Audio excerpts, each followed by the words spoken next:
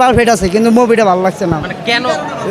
আমি প্রথম থেকে ছবিটা দেখলাম, কিন্তু লাস্টে আমি বুঝলাম না কিছু, এ পর্যন্ত কিছুই বুঝি নাই, কোনো কিছুই ছবিটার কোনো মাথা নাই, মানে মাথাও নাই শেষও নাই, কিন্তু শাকিব খানের অ্যাক্টিংটা ভালো লাগছে আমার। ছবি অনেক ভালো আছে, কেজিএফ অনেক শাকিব খানের কেমন ছিল? অসাধারণ ছিল, অসাধারণ, এক কথায় ওয়াও, একদম একদম। টুপান টু অবশ্য চাই, এরপরে টুপান টু যেন আসে সেটা আমরা চাই দর্শক সবাই। কেমন ছিল?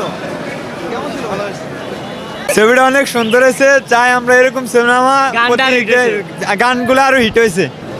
অসাধারণ ছিল, ভালোই ছিল, মানে সবারই ভালো লাগছে। সাকিব খান তো, ওনারা তো বলার কোনো ভাষাই নাই। কেমন লাগলো দাদা? দাদা কেমন লাগলো? কেমন লাগলো? ভালো লেগেছে, খুব ভালো লেগেছে।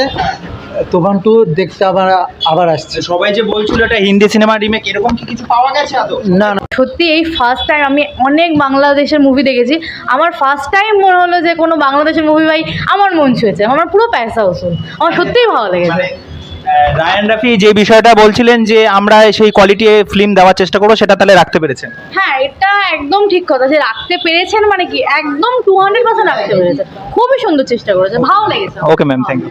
ভাই কেমন লাগলো? ভালোই লেগেছে। সুপার হিট, দেখতে হবে টু।